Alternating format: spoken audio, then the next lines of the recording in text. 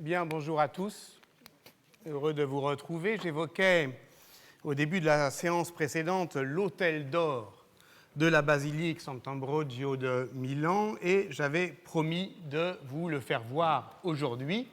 Le voici, donc la lumière va progressivement s'estomper pour vous faire voir ce dont je vous parlais la fois dernière, c'est-à-dire ce monument qui est un monument au sens propre, c'est-à-dire qu'il porte la mémoire d'Ambroise, tant il est vrai qu'au sens propre, c'est un monumentum du point de vue latin, c'est-à-dire un mausolée, puisque le corps d'Ambroise se trouve sous l'autel d'or qui a été commandé par l'archevêque de Milan, Angilbert II. Je vous avais dit que du côté des fidèles, 12 scènes du Christ étaient repoussées dans le métal, en or, et du côté de l'abside, du côté donc du célébrant, 12 scènes également, mais de la vie d'Ambroise. Je vous avais dit aussi, mais toujours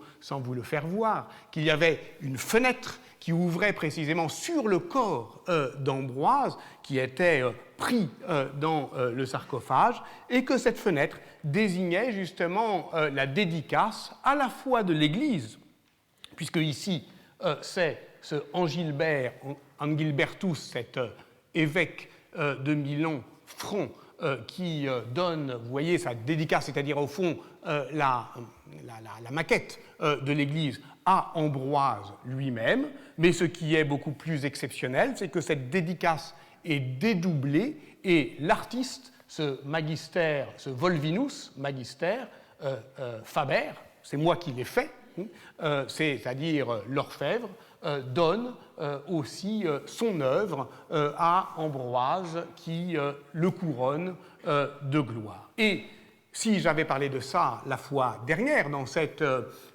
séance qui était consacrée à la vie d'Ambroise, c'est-à-dire la biographie chrétienne de cet évêque, c'est que l'autel d'or est comme la mise en image de la Vita Ambrosi de Paulin de Milan, dont j'avais tenté de vous présenter les singularités. Les séances commencent toujours par un bref résumé des chapitres précédents. La première, et quasiment la seule vie latine d'Ambroise, est aussi la première et quasiment la seule biographie d'un évêque en Italie. Quasiment la seule, parce que, comme je vous l'avais dit, l'autre exemple, ainsi que l'a montré Stéphane Giovanni, est la vie de l'évêque de Pavie Épiphane, qu'Hénode, au VIe siècle. Hénode est un diacre de Milan qui, comme tant d'autres, s'est rêvé en nouvelle Ambroise, qu'Hénode, donc, au début du VIe siècle, a rédigé. Mais la différence entre la vie d'Épiphane par Hénode et la vie d'Ambroise par son secrétaire, qu'il avait côtoyé, Paulin de Milan, la différence, et elle est de taille, c'est que l'historicité d'Épiphane, pour être poli, est des plus évanescentes. C'est-à-dire qu'en gros, on n'est pas absolument persuadé qu'il ait existé. Or, à la question que Jacques Le Goff posait à propos de Saint-Louis, Ambroise a-t-il existé? La réponse est oui. Et ça fait une différence. Parce que qu'Ambroise ait existé, qu'est-ce que ça veut dire pour nous en tant qu'historiens? Ça veut dire que l'on peut dire de ce que fut sa vie quelques éléments de ce que j'ai appelé la semaine dernière ce bloc faillé, d'où, d'une certaine manière, se réduit quelques éclats d'existence, des fragments de ce que j'ai proposé d'appeler à la fin de la séance avec Roland Barthes des biographèmes. C'est-à-dire que puisque la vie fait bloc, mais puisque la vie d'un homme, on ne l'aperçoit que comme un bloc faillé, alors ces fragments d'existence, ces moments, ces détails, ces scènes où viennent se diffracter la singularité d'une vie et qui, une fois dispersés, vont se déposer sur d'autres corps, sur d'autres vies, sur d'autres objets, sur d'autres lieux, et ainsi proprement faire mémoire, ces biographèmes, donc au sens de Barthes, eh bien, ils forment les fragments d'une vie qui permettent effectivement de faire l'histoire d'une mémoire. Et précisément dans cet autel d'or, sa face postérieure, eh bien, il y a 12 éclats de vie, 12 moments de la vie d'Ambroise qui sont justement directement inspirés, et plus qu'inspirés, démarqués de la vie de Paulin de Milan. La première scène que je voudrais vous montrer représente le miracle des abeilles. Paulin de Milan a décrit ce présage au cours duquel un essaim d'abeilles s'élève de la bouche d'Ambroise et puis monte au ciel et puis redescend à nouveau dans sa bouche comme si il devenait une ruche vivante. Alors évidemment ses parents s'inquiètent, mais son père rapidement comprend qu'il s'agit d'un présage. Ça veut dire qu'un destin est promis à Ambroise. Il va parler. Il va devenir ce professionnel de la parole qui s'élève au ciel, comme effectivement ces rayons de lumière que tracent dans l'azur les abeilles. Ainsi s'accomplira la promesse de l'Écriture. Les beaux discours sont un rayon de miel. Promesse qui réside déjà dans le nom d'Ambroise, vous vous en souvenez peut-être, qui dit la suavité mielleuse d'un doux parfum d'ambre. Ce parfum d'éloquence, vous vous en souvenez, avait envoûté Augustin.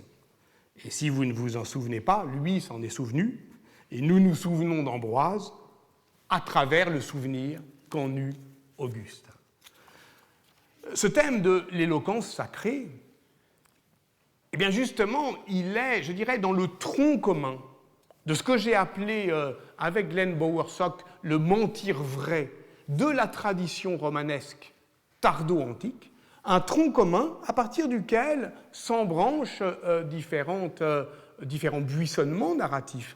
On le voit à la fois dans les vies de Platon, de Pindare, de Virgile, et donc différents rameaux peuvent effectivement se bourgeonner à partir de ce tronc commun des vies païennes de l'époque impériale, par exemple les vies des philosophes, la tradition juive avec les vies des patriarches de Philon d'Alexandrie, et la tradition chrétienne, évidemment, avec les apocryphes d'apôtres. Donc, au fond, tout cela, ce thème de l'éloquence en rayon de miel, vous voyez qu'il est commun à toute la littérature tardo-antique, païenne, juive, chrétienne. Ici, l'image s'écarte légèrement du récit d'Ambroise, de Paulin de Milan, parce que Paulin de Milan décrivait ce présage arrivant à un infans, c'est-à-dire un bébé. Or, ici, c'est d'ailleurs marqué sur le titulus, c'est un puer, ce qui, d'ailleurs, donne lieu à cette embarrassante discordance iconographique où on a quand même quelqu'un d'une certaine taille qui est apparemment dans un berceau. Pourquoi cet écart ? Eh bien parce que cet épisode de la vie d'Ambroise était réutilisé fréquemment dans les vies carolingiennes et jusqu'à la vie de Charlemagne lui-même par Notker le Bègue comme ayant déjà été ayant eu lieu chez justement les jeunes carolingiens, les jeunes souverains. Et donc, vous voyez comme c'est intéressant, le modèle ici s'applique et s'adapte à ces imitations impériales.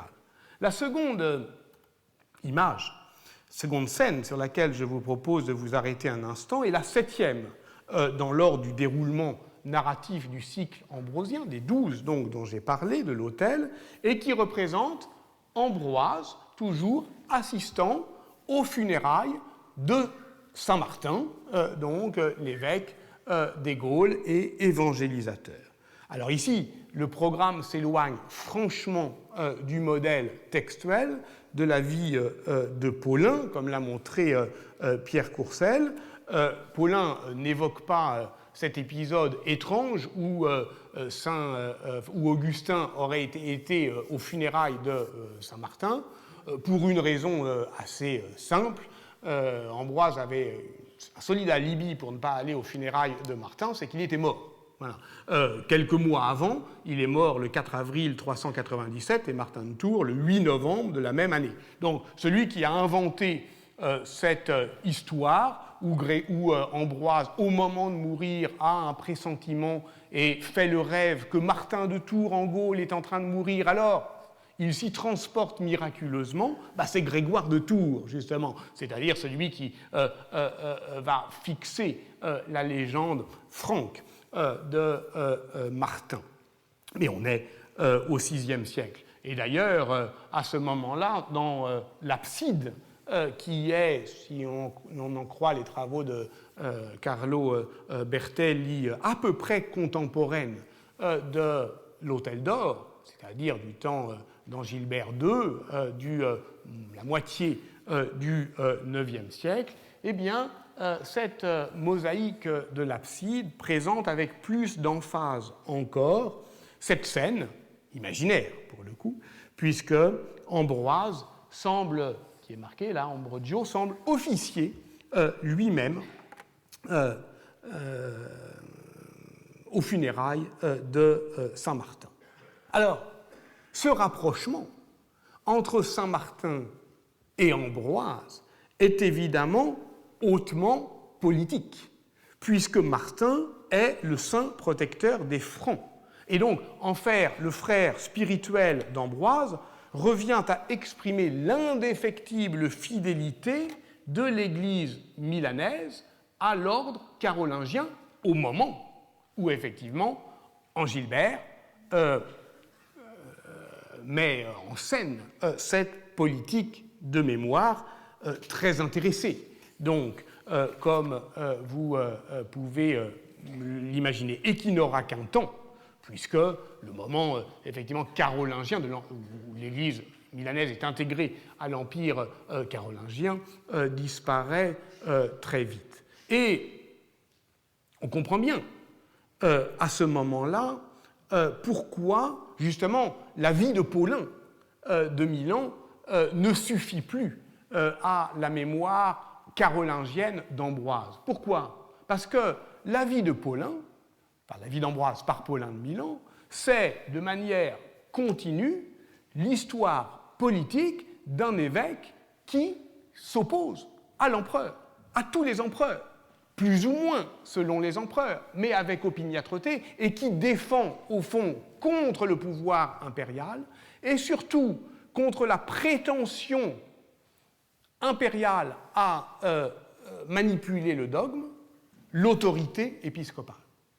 Donc, ça, c'est vraiment le thème, la basse, sourde, obsédante de cette vie d'Ambroise. Et évidemment, ça fait désordre à l'époque carolingien. On ne veut pas entendre ça. Et ce qu'on veut entendre, au contraire, c'est le fait qu'Ambroise a été le marteau des hérétiques, comme on dit, c'est-à-dire celui qui s'est opposé à l'hérésie. Sauf que, pour Ambroise, s'opposer à l'hérésie et s'opposer à la prétention impériale à intervenir dans le dogme, c'était tout un, puisque, justement, l'arianisme, c'est-à-dire cette hérésie christologique qui nie la double nature du Christ, dont on a parlé la fois dernière, l'arianisme est une hérésie impériale, est une hérésie décidée par l'État impérial. Donc on comprend très bien, à ce moment-là, que la vie de Paulin de Milan, vie écrite par Paulin de Milan de celui qu'il avait connu, ne suffit plus à construire un Ambroise utile, politiquement utile aux Carolingiens. Et c'est pourquoi il y a une autre vie qui circule, qui est cette vie anonyme, la De Vita et Meritis Ambrosii, auquel j'avais fait quelques allusions la semaine dernière, qui justement, elle, intègre cet épisode martinien dans un déroulé narratif essentiellement dépendant de Paulin de Milan, et où alors ça pose des problèmes de datation un peu délicats, Il y a un manuscrit de la fin du IXe siècle, mais si j'en crois les travaux tout récents de Paolo Tomea, la Vita anonyme d'Ambroise, carolingienne, qui n'existe qu'à un témoin manuscrit, ce qui implique qu'elle n'a pas du tout circulé, qu'elle n'a eu aucun impact dans une tradition hagiographique qui reste, on l'a dit la semaine dernière, majoritairement effectivement dominée par Paulin de Milan. Au fond, sa commande et sa rédaction doivent être contemporaines de l'Hôtel d'Or et de la basilique et de la mosaïque. Donc c'est, je dirais, une entreprise concertée d'une politique carolingienne de la mémoire. Mais comme, au fond, le moment carolingien, c'est un faux départ, pour Milan comme pour l'Occident, tout ça tombe très vite dans l'oubli et se reconstitue ce qui va devenir disponible dans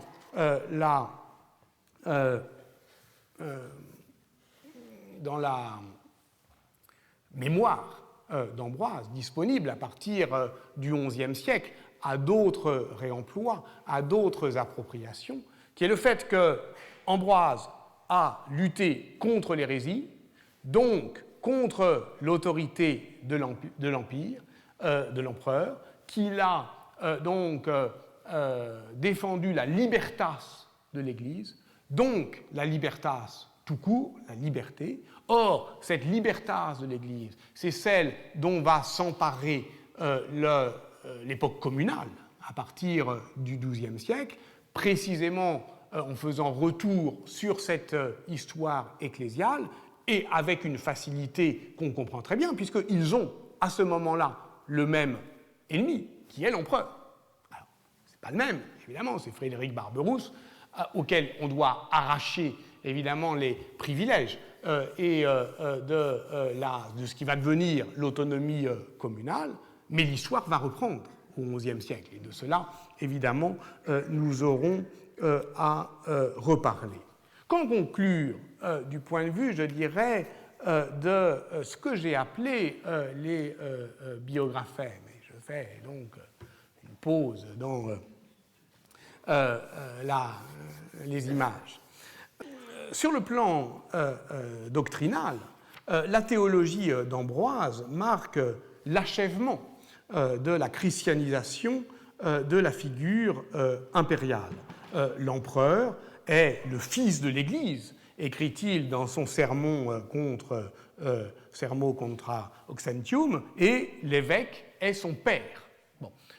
Comme d'ailleurs les pères de l'Église eux-mêmes se disent fils de leur mère, ils sont les pères de leur mère, ce qui, comme le montre Pierre-Emmanuel Dauzat dans son essai sur l'esprit de contradiction des pères de l'Église, eh bien, montre un trouble dans le genre, disons, comment on peut être le fils et le père de sa mère, l'Église. En tout cas, évidemment, c'est ce qu'on retient de la doctrine d'Ambroise. Mais ne l'imaginons pas poursuivre durant toute sa vie politique le dessein de soumettre le pouvoir de l'empereur à l'autorité de l'évêque. En fait, il improvise. Il est dans une situation incertaine, il réagit au cas par cas, au coup par coup, il navigue à vue. Au fond, il a affaire dans sa vie à 7 ou 8 empereurs.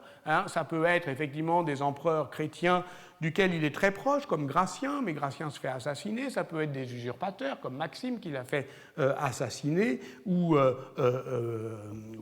Maxence, ou Eugène. Ça peut être carrément des empereurs qui veulent restaurer le paganisme, comme l'extraordinaire Julien l'Apostat, ou ça peut être des empereurs hérétiques, comme Justine l'Arienne, ou le grand Théodose, qui sera évidemment le grand interlocuteur d'Ambroise, puisqu'il fut le dernier empereur à dominer l'Orient et l'Occident. Donc il faut bien comprendre que cette politique, elle est évidemment incertaine, il faut voir texte par texte et comprendre que les écrits patristiques sont toujours des textes de circonstances. Mais de cela, la tradition la tradition de l'Église retiendra une scène, une seule et grande scène qui place Ambroise qui fait front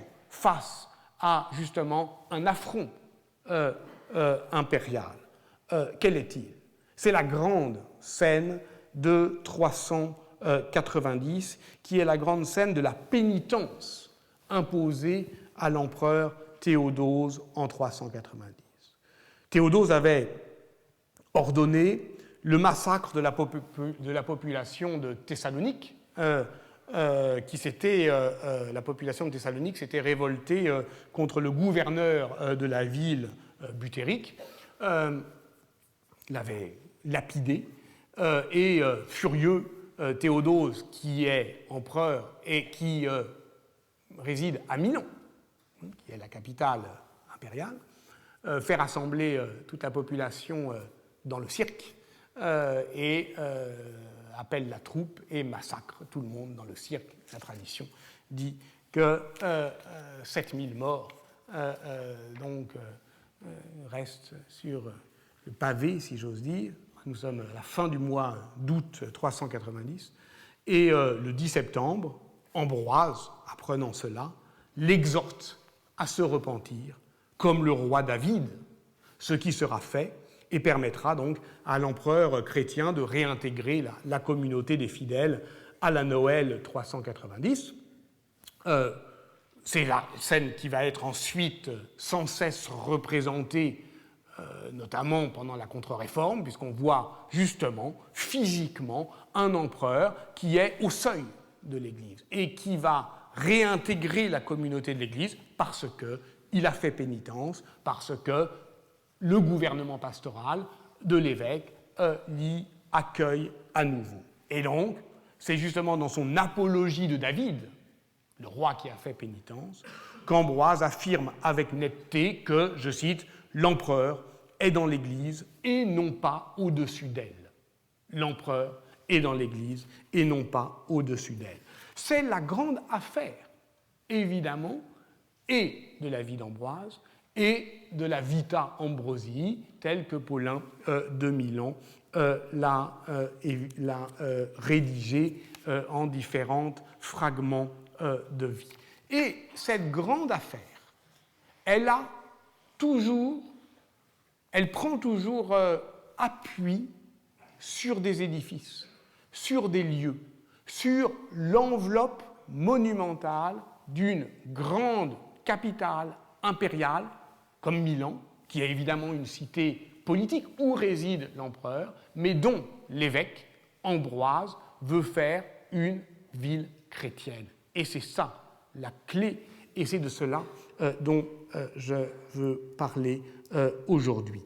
Tous ces biographèmes s'accrochent à des lieux, à des monuments, à des basiliques, à la synagogue de Callinicum lorsqu'elle est au bord de l'Euphrate, à l'extrémité orientale de l'Empire, lorsqu'elle est incendiée en 388, à l'autel de la Victoire en 389, qui est le dernier grand monument païen et que le préfet Symmach veut réactiver contre, évidemment, la volonté d'Ambroise. On voit qu'à ce moment-là, effectivement, il y a une sorte de bras de fer entre, justement, ce que les édifices romains, le palais, l'hippodrome, l'autel de la Victoire, les portiques, toute cette enveloppe monumentale qui fait d'une ville, effectivement, je dirais une configuration de gloire, appelle encore à, justement, une réminiscence impériale, et ce que va faire Ambroise, c'est-à-dire rabattre cette gloire impériale, exactement comme Théodose sera agenouillé au seuil de l'Église pour transformer la cité de Milan en ville chrétienne. Mais voilà, des monuments, ça résiste. Des édifices, ça ne s'efface pas aussi aisément que des images ou des passages hagiographiques dans la tradition littéraire.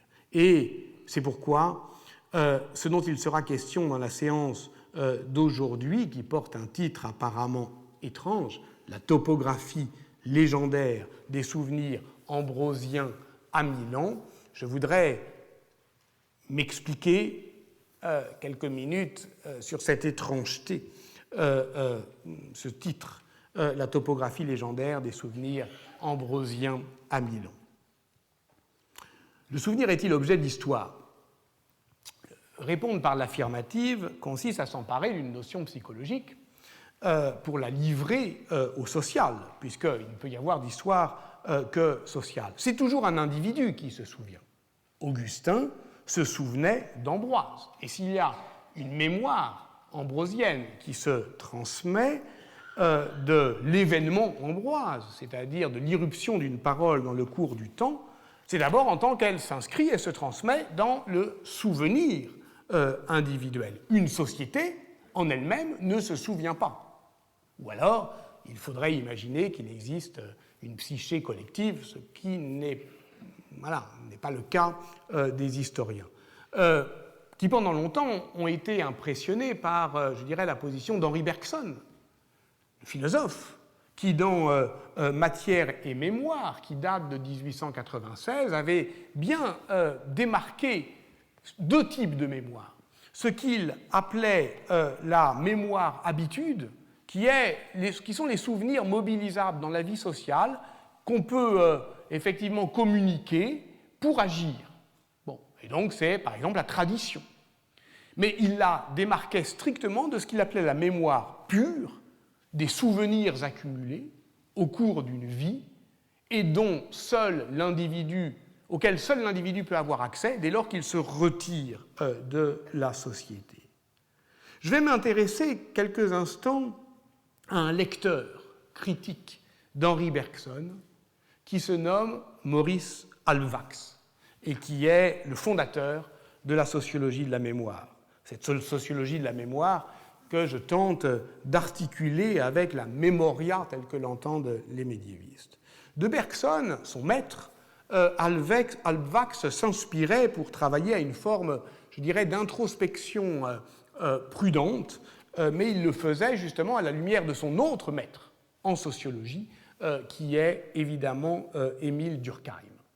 Cette première manière d'être, et ça c'est quelque chose que je trouve touchant, d'être infidèle à d'être infidèle à la lecture de ses maîtres, ce qui est la seule chose un peu digne que requiert l'amitié et la transmission, c'est l'infidélité. Ça se lit dans Les cadres sociaux de la mémoire, qui est paru en 1925. Pour la première fois, donc, Maurice Halbwachs établit la mémoire comme fait social. Pour aller vite, un souvenir est une reconstruction du passé, la recomposition d'une image ancienne, c'est entendu. Et on ne peut se souvenir qu'individuellement. Mais même lorsqu'on se souvient individuellement, on le fait en fonction d'un système de représentation présent au moment où l'on se souvient. Et ce système de représentation est celui d'une société donnée à un moment donné. Et c'est cela qu'on peut appeler les cadres sociaux de la mémoire. Le premier de ces cadres sociaux, c'est le langage lui-même, puisqu'on se souvient dans un certain état du langage. Et cette mise en présence du passé, je cite Halbwachs dans Les cadres sociaux de la mémoire, 1925, s'accorde à chaque époque avec les pensées dominantes de la société.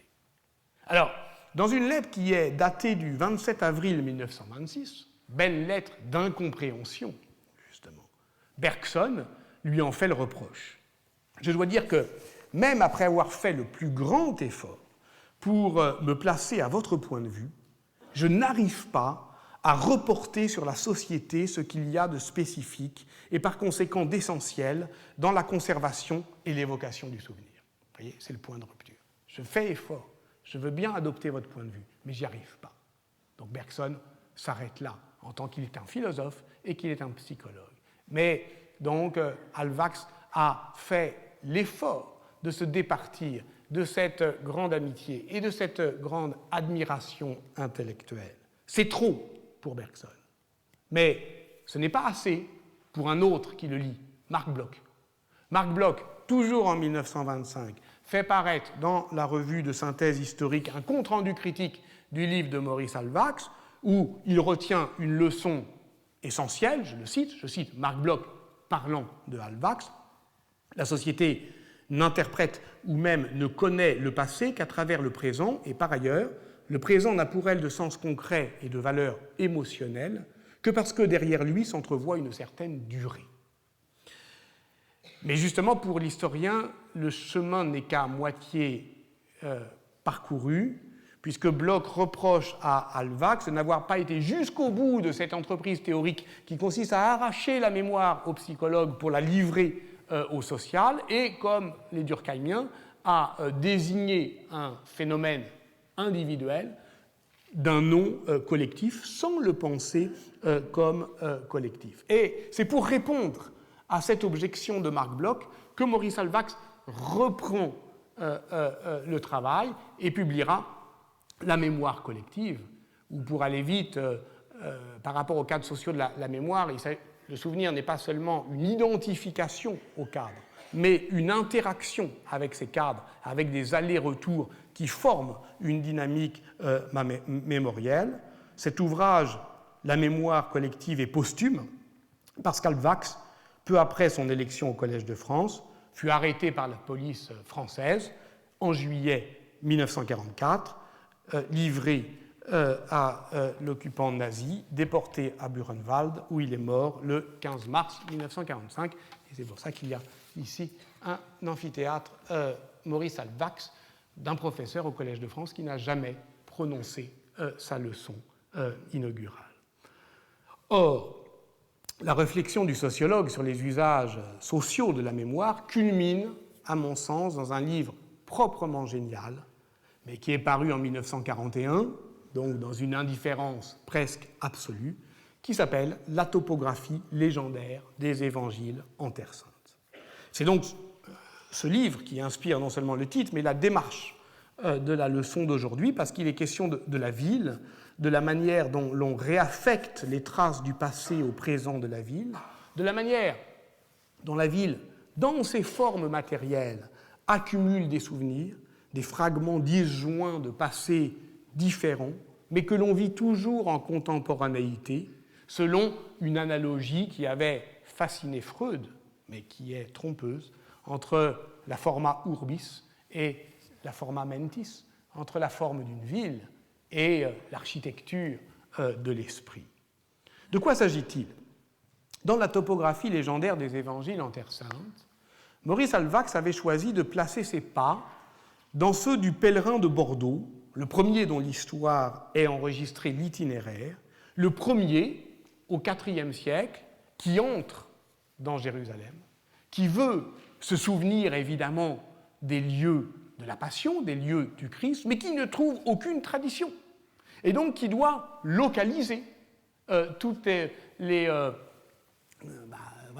topographie légendaire. Il l'invente au fur et à mesure qu'il la retrouve. Mais l'inventant, il la consolide, il la solidifie, et c'est celle-là que les pèlerins, ensuite, après lui, vont retrouver. Il l'invente, donc dans cette logique de remémoration, c'est-à-dire qu'il va localiser le souvenir biblique, c'est-à-dire en fait qu'il va écraser la mémoire juive de la ville, et ce qu'il rencontre en chemin, c'est bien ce qu'il appelle la résistance des choses, leur obstination têtue et sonore, parce qu'une ville, c'est pas une page blanche, on ne peut pas faire n'importe quoi. Il y a des pentes, il y a des accidents de terrain, il y a des anfractuosités, le souvenir s'y accroche, et dès lors, s'accrochant, s'arrimant à des pierres, il n'est plus si aisément manipulable. Les pierres sont comme les obstacles au cours d'un fleuve. Les souvenirs cheminent séparément, parfois peuvent être effectivement séparés par les pierres, parfois peuvent se rejoindre, et au fond, ce qu'il y a, ce ne sont pas des lieux de mémoire, à proprement parler, mais dès lors que le monument, qui n'est rien d'autre que la solidification desséchée d'un souvenir, Dès lors que s'accroche le souvenir à ce monument, il n'y a pas de lieu de mémoire.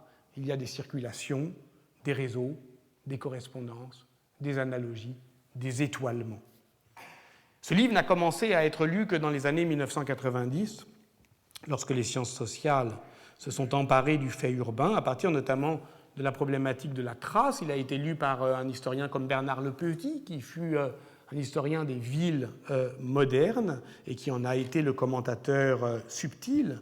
Il a montré que la question de la mémoire et de ses remplois sociaux rencontrait celle des territoires de la ville, où le passé est toujours un présent en glissement sous le jeu des mémoires antagonistes. Je cite Bernard Le Petit, « C'est l'image seule de l'espace qui, en raison de sa stabilité, nous donne l'illusion de ne point changer à travers le temps et de retrouver le passé dans le présent. Mais c'est bien ainsi qu'on peut définir la mémoire.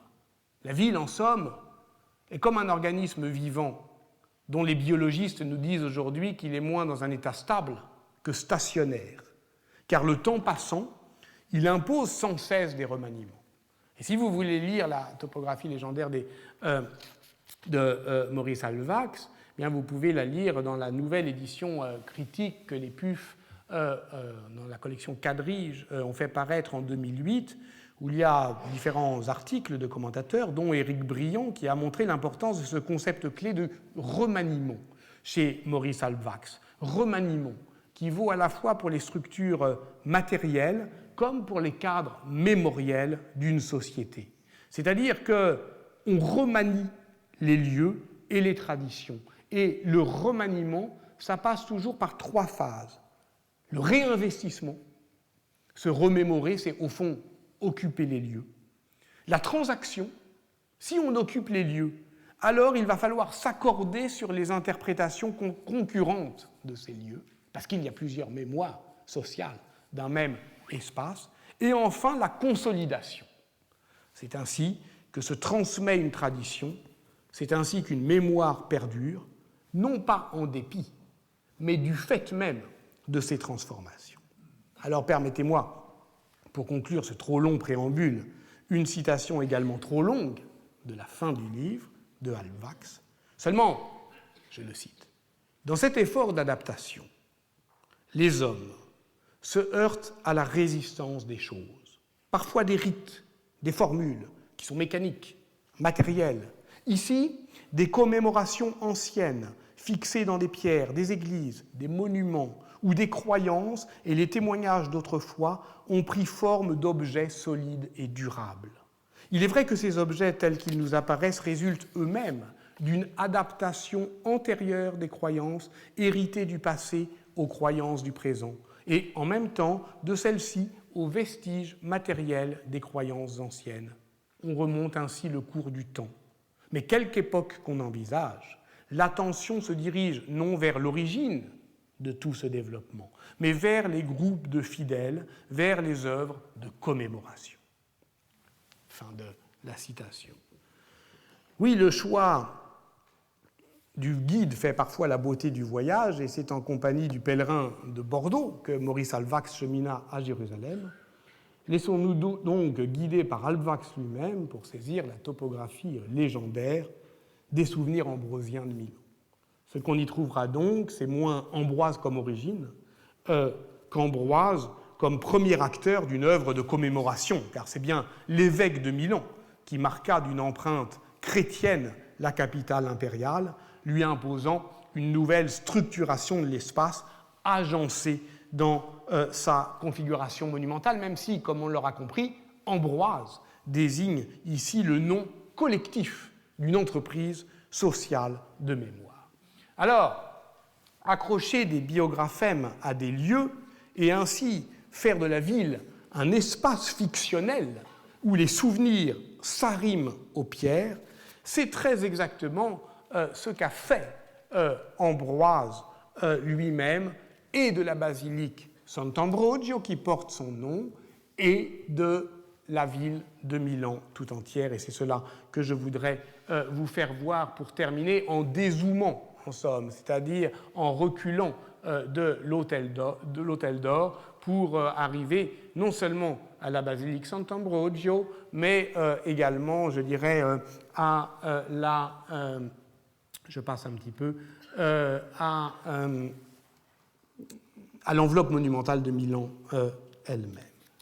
Je l'avais dit, je n'y reviens pas, c'est en 386, Ambroise découvre des nouveaux corps, des nouvelles reliques, et ceux de Gervais et Protet, qui deviennent proprement les génies des lieux, arment la basilique de ces sentinelles invisibles que sont les corps des saints. Il existe des traces archéologiques de cette invention de reliques. On les a redécouvertes en 1864. Cela fait une grande ferveur dans la vie religieuse, et pas seulement religieuse, civique de Milan.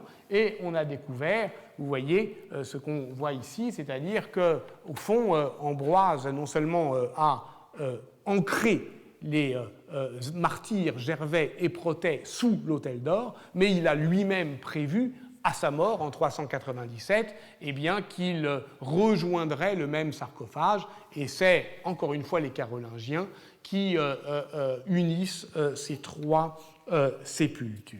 Cette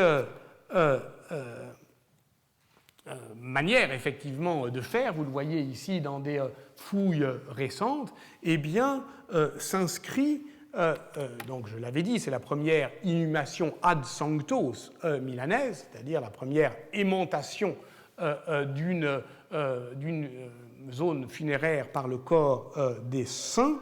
La basilique Sant'Ambrogio devient alors le lieu des couronnements royaux, des cérémonies du pouvoir, des rassemblements politiques, des mobilisations partisanes, des ferveurs religieuses, des identifications civiques. Bref, elle va devenir, à partir de ce moment-là, comme la boîte noire qui enregistre tous les soubresauts de l'histoire politique lombarde.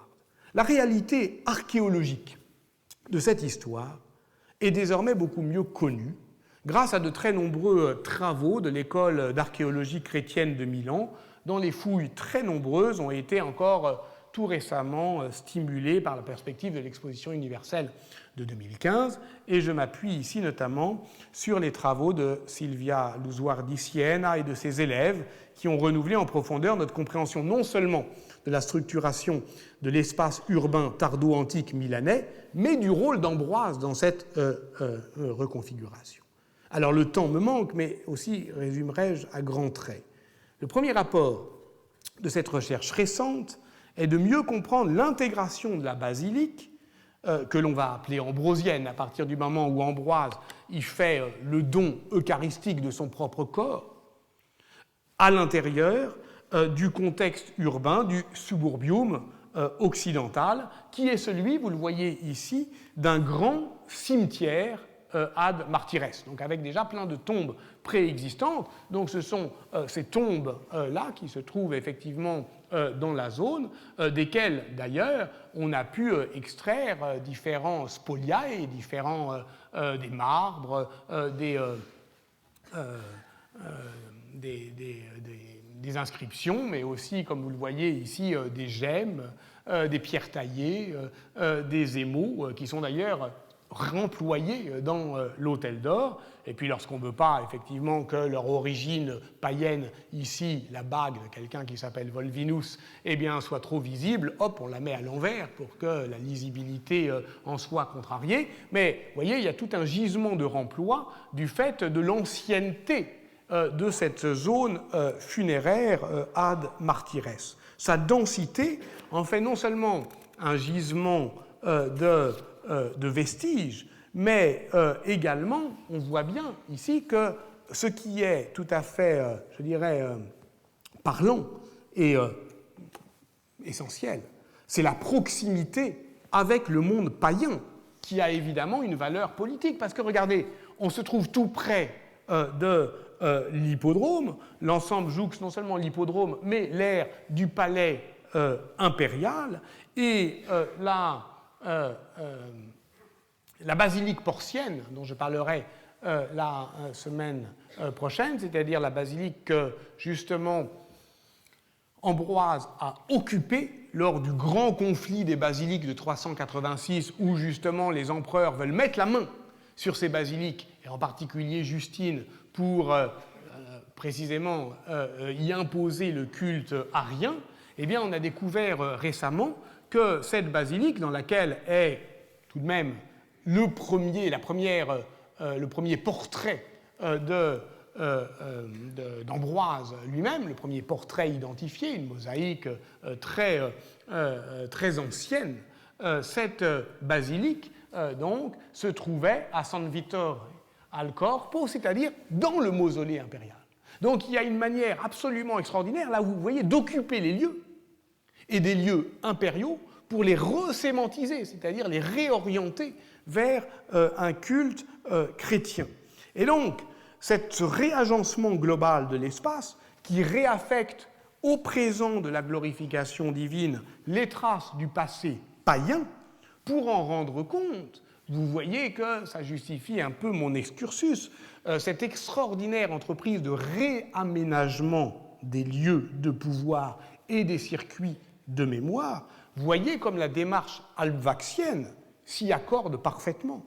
Réinvestissement, transaction, consolidation.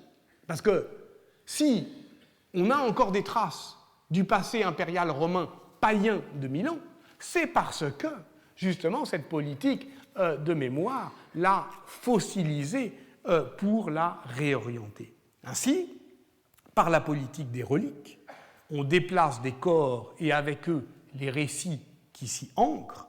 Ambroise a redessiné la carte de l'espace milanais. Encore une fois, je dis Ambroise ou l'ambition collective qui porte le nom d'Ambroise, mais qui lui est strictement contemporaine. Donc, vous le voyez, au nord, la Basilica Virginum, aujourd'hui San Simpliciano, au sud-est, la Basilica Apostolorum, ou Basilica Romana, San Lazzaro, au sud-ouest, la Basilica Martyrum, actuelle Sant'Ambrogio. Les basiliques ambrosiennes ont polarisé précocement et profondément l'espace urbain milanais. C'est comme s'ils avaient imposé à la ville un signe de croix. Comme si cette empreinte chrétienne, nord, sud, est, ouest, la marquait durablement ad modum crucis. C'est également ainsi que Marco Sanazzaro a décrit le geste architectural d'Ambroise qui impose probablement entre 382 et 385 la basilique, ça c'est Sanazzaro, la Basilica Apostolorum, la basilique des apôtres, et c'est entre 382 et 385 qu'il branche sur ce grand portique monumental romain, cette croix grecque, la première à être importée en Occident et qui est une réplique directe de l'Apostoleion de Constantinople. On connaît beaucoup mieux cette zone archéologique aujourd'hui grâce au percement de la ligne MM3 du métro milanais. Or, cette croix, symbole de la victoire du Christ sur la mort, vient se greffer sur un portique qui est évidemment caractéristique de l'enveloppe monumentale de la ville impériale, précisément à la Porta Romana, donc la porte qui dit bien que Milan, c'est la seconde Rome, et le prototype est là encore constantinien, puisque c'est la construction du Saint-Sépulcre à Jérusalem, branché sur la Via Portica qui traversait la cité, qui est évidemment le prototype dont une dédicace attribue à Ambroise lui-même la paternité. Et ce qui est extraordinaire, c'est que c'est le remploi immédiat, parce que vous voyez ici l'arc de triomphe qui vient conclure la voie triomphale, il a été inauguré en 375, 10 ans avant. Donc vous voyez la rapidité avec laquelle, d'une certaine manière, comme un gant qui se retourne, cette ville impériale romaine devient une ville chrétienne. Et évidemment, cela va, je dirais, imposer durablement une empreinte sur l'espace cérémoniel et politique de la cité. Depuis le XIIIe siècle au moins, les processions civiques, mais aussi les rituels politiques et les cérémonies du pouvoir consacrent cette structure de prestige et cette via, c'est pour ceux qui connaissent Milan, la via Torino, qui est la voie de prestige, en fait, de toute la vie collective, de San Lorenzo au Duomo, et tout cela marque une empreinte durable sur la ville de Milan. Dans une œuvre de jeunesse, dans ma thèse, j'avais tenté de décrire la manière dont les basiliques ambrosiennes cernaient l'espace milanais. Alors évidemment, elles étaient à l'époque, vous voyez l'extension de la ville à l'intérieur de la muraille de Maximien, elles étaient à l'extérieur de la muraille. Mais la ville finit par, évidemment, dans son expansion urbaine, finissent par les rattraper et les déborder. C'est d'ailleurs très intéressant parce qu'on appelait ces basiliques qui forment, vous voyez, l'auréole de sacralité qui défend Milan, qui les défend contre ces périls invisibles, que sont évidemment les ennemis de la foi, etc. Donc une sorte de forteresse spirituelle comme la défense avancée de la ville. On les appelait les corpisanti, les corsins. Ce sont les corsins qui défendent la ville. Mais au fur et à mesure que la ville s'étend, on continue à appeler corpisanti ce qui est à l'extérieur de la ville. Même lorsque, justement, l'expansion urbaine, vous le voyez bien, a débordé les basiliques ambrosiennes paléochrétiennes. Donc, au fond, parce qu'il est plus facile de transporter les mots que les morts, eh bien, corpisanti désigne toujours les abords de Milan. Jusqu'en 1816, vous voyez ici une représentation, c'est un plan de 1704, un plan donc de la ville de Milan, où vous voyez donc ici la muraille communale et puis les murs espagnols au large, les fortins de 1549. Et d'ailleurs, si on voit par Google Maps, ou Google Earth, vous voyez encore que cette empreinte est encore très nettement visible dans la ville, puisque une des constantes de la morphogénèse urbaine, c'est que les vides durent plus longtemps que les pleins. Et donc, il y a une sorte de résistance, de résilience au fond des formes urbaines, surtout lorsqu'elles marquent de leur empreinte la ville.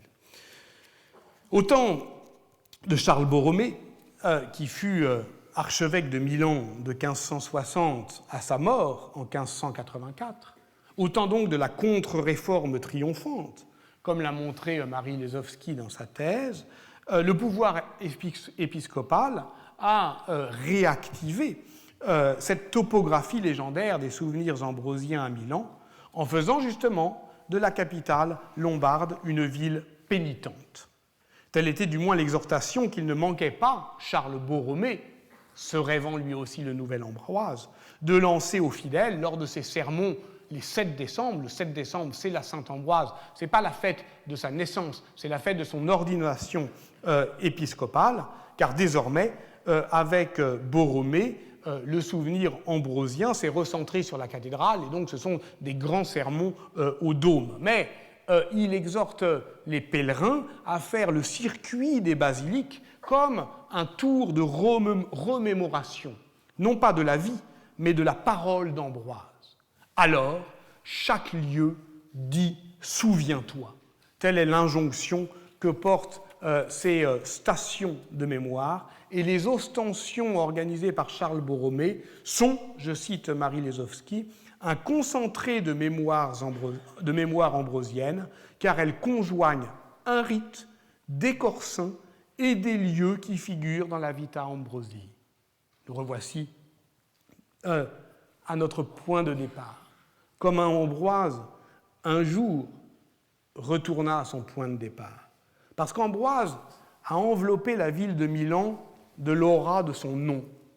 Ce circuit de la mémoire, cette manière d'en faire le tour, est déjà métaphoriquement présent dans un épisode très intrigant, assez amusant de la Vita Ambrosii. C'est le moment où Ambroise est un petit peu, par surprise, élu, vous le savez, évêque. Il n'est même pas baptisé, donc voilà. Il va falloir qu'il brûle un peu les étapes. Et dans un premier temps, il refuse son élection épiscopale. Il dit non, pas moi, etc. Il a différentes stratégies de fuite. Il met des prostituées dans sa maison pour montrer que vraiment il est indigne. Ça ne marche pas. Alors, à ce moment-là, ce qui est évidemment contradictoire, puisque l'épisode du présage des Aveilles montre qu'au fond, il a l'épiscopat dans le sang, que ça lui était déjà prédestiné. Donc, cet épisode est assez étrange, mais justement, c'est une grande figure du pouvoir, que, évidemment, de feindre, de vouloir le fuir. Et c'est très exactement ce qu'écrit Paulin de Milan, je le cite. « Il se prépara à fuir. Il sortit de la ville en pleine nuit, pensant se diriger vers le Tessin, vers Pavie, donc au sud. On le trouva au matin à la porte qu'à Milan l'on appelle de Rome. C'était Dieu qui avait empêché sa fuite, se préparant une muraille pour son Église catholique. » Vous voyez le coup ? C'est une évasion ratée, quoi. Il fuit, c'est aussi l'histoire d'une désorientation, il n'a pas du tout le sens de l'orientation, il pense partir à Pavie, puis en fait il fait le tour de la ville et il se retrouve Porta Romana. Tous les chemins mènent non pas à Rome, mais à Milan, la nouvelle Rome. Il ne peut pas fuir. Et ce mouvement enveloppant fait l'impossible fuite qui crée justement ce que Dieu veut à Milan, c'est-à-dire la muraille. Donc, cette histoire, au fond, c'est un nom qui gravite autour d'une ville et c'est une ville qui gravite autour d'un nom. Et d'une certaine manière, cette attirance de la mémoire, cette gravitation mémorielle, c'est ce qui, au fond, est le plus surprenant dans cette histoire. Un mot pour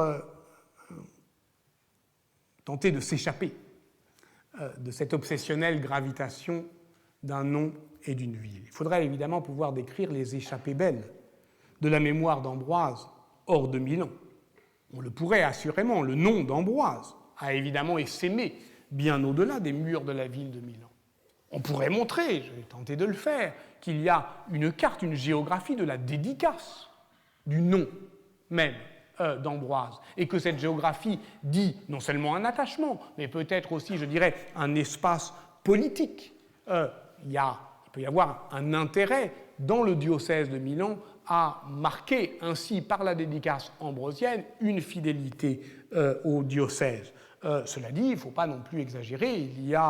La liste est difficile à faire, j'ai pu la tenter à partir indirectement d'une notice de 1398. On aboutit à un total de 31 dédicaces ambrosiennes pour Milan et son diocèse, que l'on doit comparer par exemple aux 289 dédiés à la Vierge, ou même aux 127 dédiés à Saint-Martin. Donc ça reste quand même assez sélectif, la dédicace milanaise. Alors je me contenterai, pour terminer tout à fait, d'évoquer un seul excursus de la mémoire d'Ambroise hors les murs de Milan. C'est celui qui se trouve ici, voilà, Sant'Ambrogio ad Nemus. C'est le bois d'Ambroise, le lieu où se rendait Ambroise pour fuir la ville, mais pour la fuir temporairement, pour faire halte dans le cours du temps. Pétrarque, qui séjourna à Milan de 1353 à 1361, et qui séjourna justement dans une maison qui était devant la basilique Sant'Ambrogio, le décrit magnifiquement dans la vie solitaire, 1346-1366, vie solitaire où Pétrarque cherche dans l'Antiquité des compagnons qui furent comme lui des solitaires d'occasion. Il ne s'agit pas de se faire ermite, il s'agit parfois de fuir temporairement l'agitation des villes pour l'amour des lettres. Et il décrit un Ambroise qui est pleinement engagé dans le siècle, mais, je cite Pétrarque, chaque fois que sa charge d'évêque le laissait libre et que la lourde peine qu'il prenait continuellement pour chasser les Ariens de l'Église lui donnait un peu de répit, ce saint homme aimait à se réfugier dans une solitude plus écartée pour le peu de temps où il pouvait se soumettre à ses occupations. Tel était donc le bois d'Ambroise, qui va devenir une église, Sant'Ambrogio a Nemus, en 1375, seulement un monastère en fait, de l'ordre des Augustins que les Sforza, à l'extrême fin du XVe siècle, prirent sous leur protection.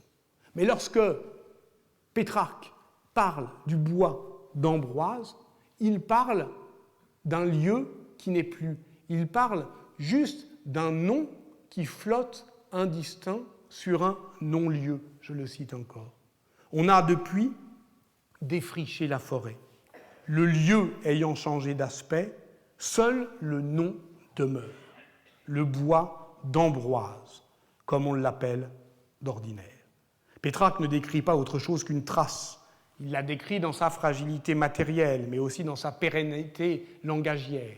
Il la décrit peut-être avec une sorte, pardon pour l'anachronisme, mais de mélancolie baudelairienne, où évidemment les villes changent plus vite que le cœur d'un homme, où les mots outrepassent les morts. Car puisque le corps d'Ambroise trouva refuge en ce lieu, il suffit de le nommer pour le préserver des caprices de la fortune. De ce lieu si humble, poursuit Pétrarque, Ambroise a répandu ses fleurs aussi douces que le miel, on y revient, que sont ses livres, et dont aujourd'hui le goût si suave et le parfum si délicat ont embaumé toutes les contrées de l'Église. C'est aussi pour cela que Pétrarque s'était installé à Milan, et précisément devant la basilique Sant'Ambrogio, où il pouvait tous les jours accéder à la bibliothèque où étaient les livres d'Ambroise. Nous y accéderons, nous aussi, dans 15 jours. Nous ouvrirons l'armoire où sont déposées les œuvres complètes d'Ambroise, cette canonisation littéraire in situ qui fut l'œuvre du custode du trésor Martino Corbo au XIIe siècle.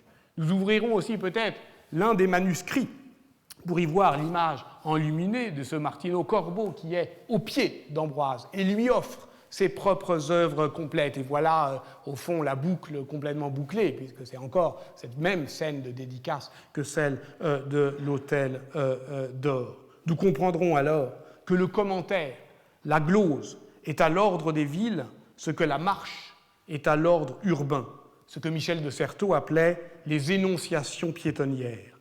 Une manière, au fond, de mettre en présence les fragments dispersés du passé, de façonner des contemporanéités, une façon aussi de se heurter à ce que Maurice Alvax appelait la résistance des choses, et permettez-moi pour terminer tout à fait de redire encore une fois cette citation qui me semble frappante de la fin de la topographie légendaire, parce que précisément elle montre que cette résistance des choses, elle est celle des objets, c'est ce que nous avons vu aujourd'hui, mais elle est celle aussi des souvenirs immatériels, des noms, des livres, de ce qui chante dans les noms et dans les livres, et c'est le rite, c'est la liturgie qui nous sera effectivement cette manière de chanter les hymnes qui fera l'objet de la leçon de la semaine prochaine.